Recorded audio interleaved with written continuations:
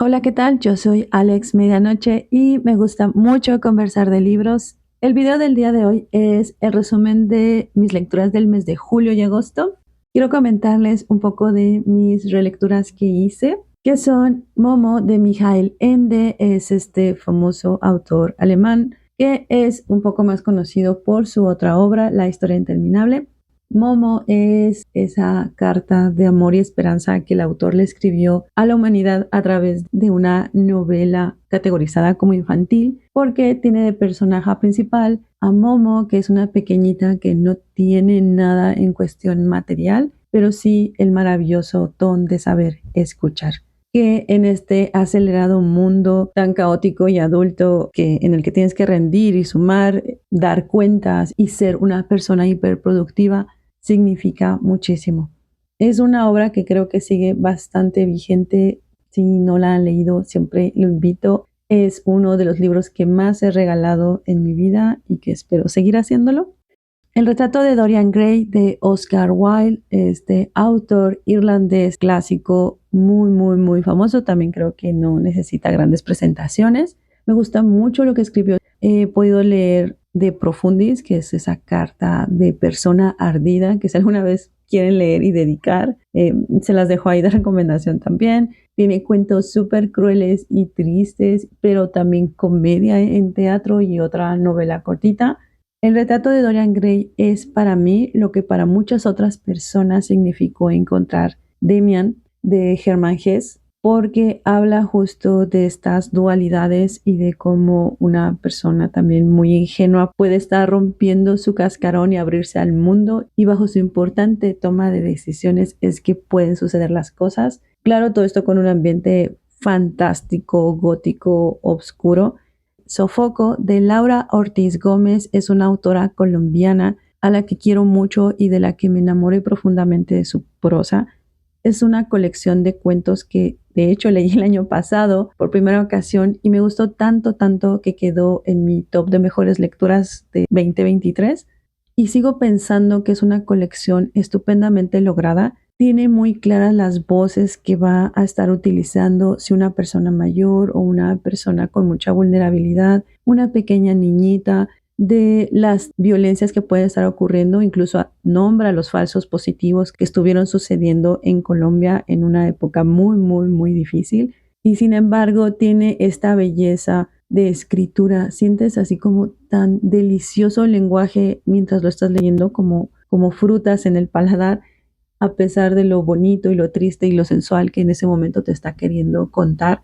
No sé, de verdad que me gusta mucho. Y recientemente acaba de sacar una novela que se llama Las Indóciles, si mal no recuerdo. Y pues ya me compré mi edición en digital porque pues sí, necesito seguir leyéndola. Yo la recomiendo muchísimo, es muy bella y muy necesaria de ser leída. Y ya en las lecturas nuevas que hice en el bimestre, en la parte de cuentos, Migrantes de Isa Watanabe. Es una autora peruana a la cual le tenía yo muchas ganas porque Claudia del canal Mis Ganas de Leer la había recomendado ya en otra ocasión.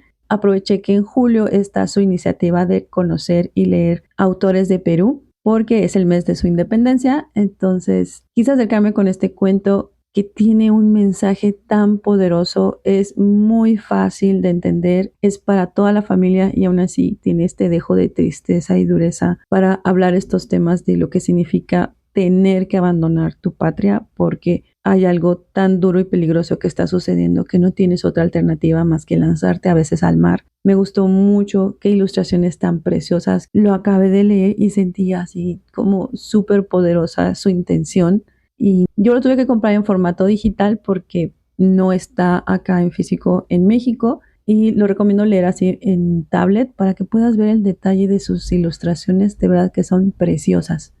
Los Rojos Camaradas de Ana Romero es una autora mexicana y nos va a contar de un pequeño niño que está descubriendo el mundo. Tiene estas relaciones con su familia como tan orgánicas. Es un cuento muy bien logrado con la voz infantil. Nos va a hablar de un tema bien importante, que es este proceso de duelo y de resiliencia cuando pierdes a una persona tan amada. Tenía mucha expectativa de leer el cuento, ya lo había escuchado muy recomendado por Ale Sputnik. Fue todo lo bonito. De hecho, en una ocasión le quise platicar a una de mis personas de qué iba el cuento y enseguida se me cerró la garganta y se me llenaron los ojos de lágrimas porque está muy bonito. Puede ser leído a partir de los 7, 8 años sin problema. El viento en los sauces de Kenneth Braham es un autor escocés. Este clásico que aparece en todas las listas de los 100 libros que alguna vez debes leer del norte global. Le tenía muchas ganas porque hace muchos años vi la película animada y me gustó mucho toda la ilustración y se me hacía muy graciosa la historia. De hecho, fue una adaptación bastante bien hecha.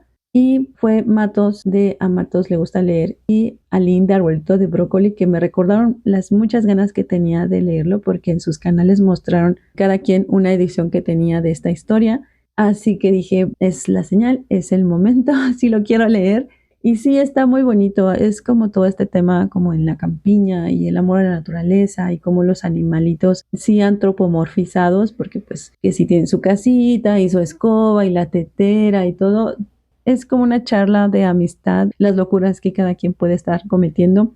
Este sí lo recomendaría como a partir de los 10 años, tal vez. Por la parte de no ficción leí 2 ensayos que curiosamente fueron de autores de Italia y fueron Manifiesto Anarcafeminista de Chiara Bottici, creo que así se pronuncia.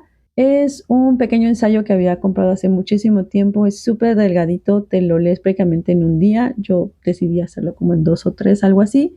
Como el título menciona, es un ensayo antipatriarcal con fuerte posicionamiento anarquista, lo cual significa que habla como en este sentido horizontal y descentralizado que puede tener la organización humana, porque pues al final el Estado-nación es muy beneficiado justo por el capitalismo y por todas las estructuras de opresión para seguir sosteniendo el sistema.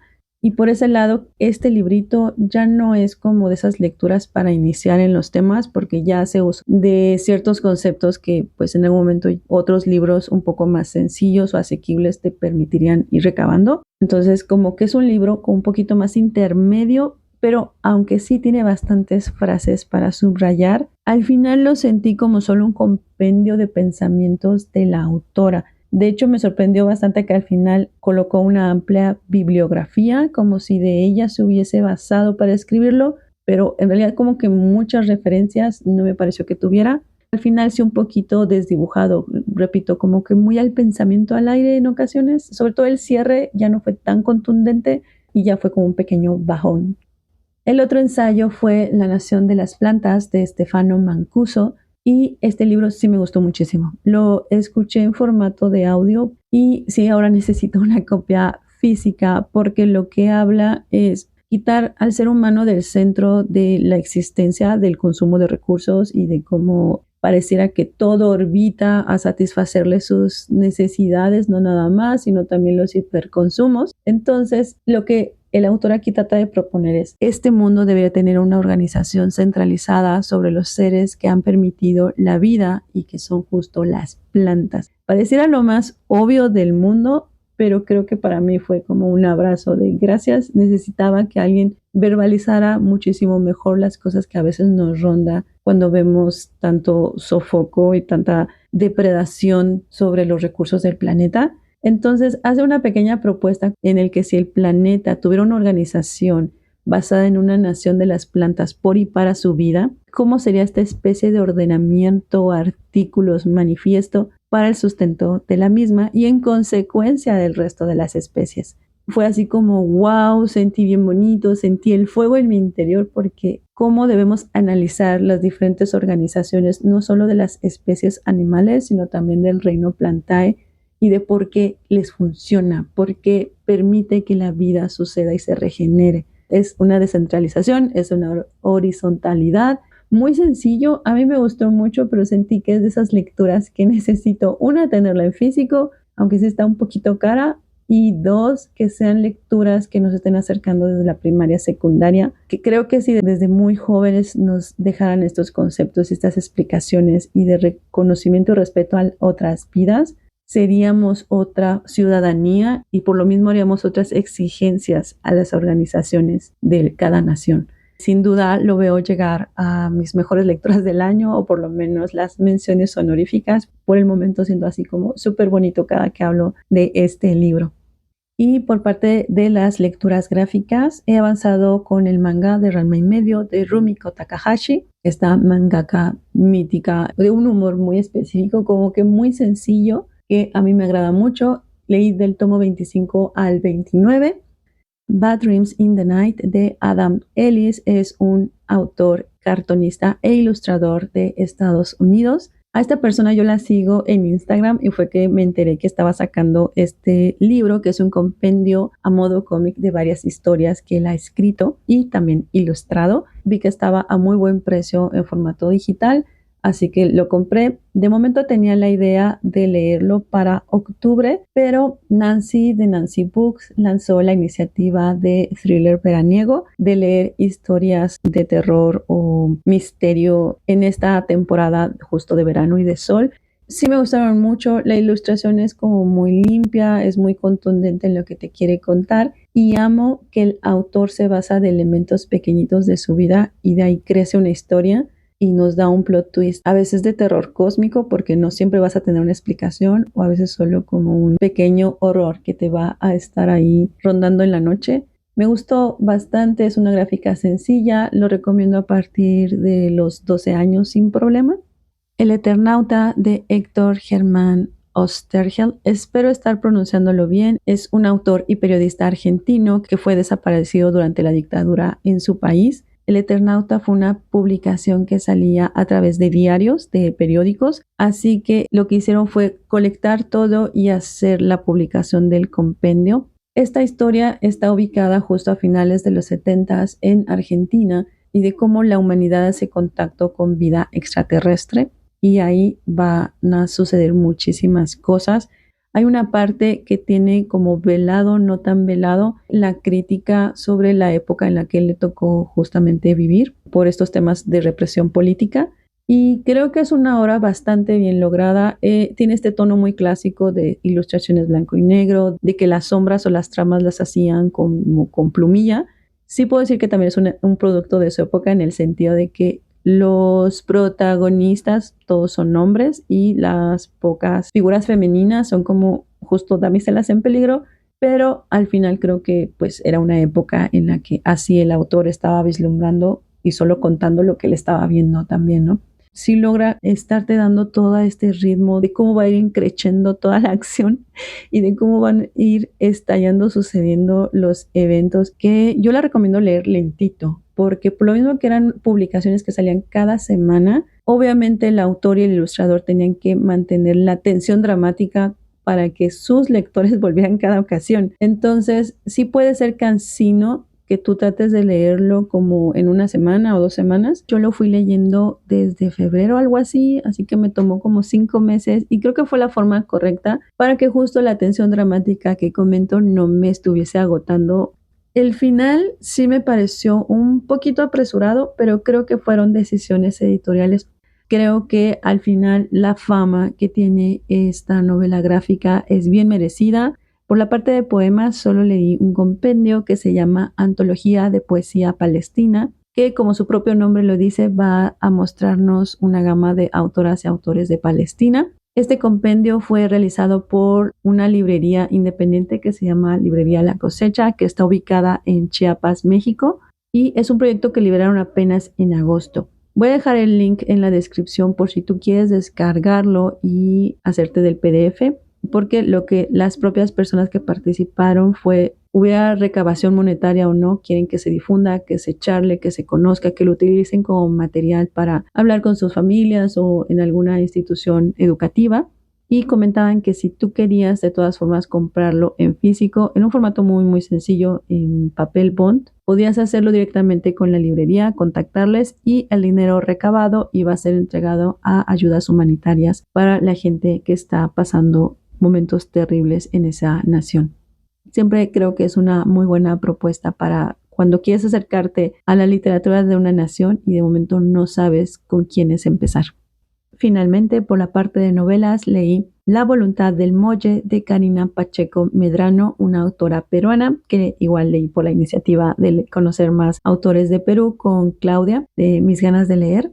esta novela empezó como esos culebrones de telenovela de los 80s en los que parece como la familia tradicional que quiere mostrar todo su mejor cara al mundo y ha dejado bajo la cama sus traiciones y crueldades más espantosas. Así que yo de momento sí debo admitir que lo estaba leyendo por el chisme, porque yo dije, a ver cómo acaba esto. Pero lo que empezó como literalmente un dramón termina siendo una novela confrontativa con bastante crítica racista y clasista que sucede mucho en Latinoamérica. La verdad es que creo que esta es una doble moral que existe mucho y cómo los castigos sociales de verdad llegan a lo último de lo punitivo. Entonces sí, creo que al final es una lectura como bien interesante y de la que podrías charlar en un club de lectura sin problema. Y ya por último, leí La Nación de las Bestias, el tomo 2, Leyenda de Fuego y Plomo, de Mariana Palova.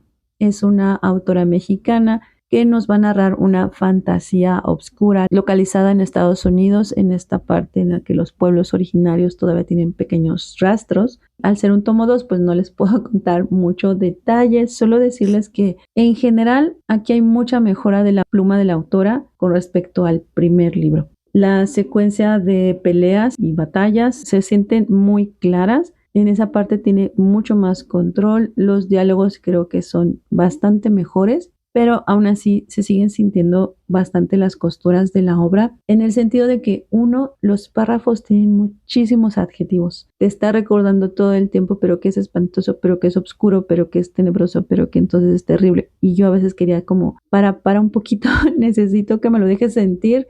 Dos, los personajes secundarios como que se quedan muy cortitos y a veces francamente se desperdició personajes que eran súper interesantes que aparecieron en este libro y sí me dolió un poquito por ese lado.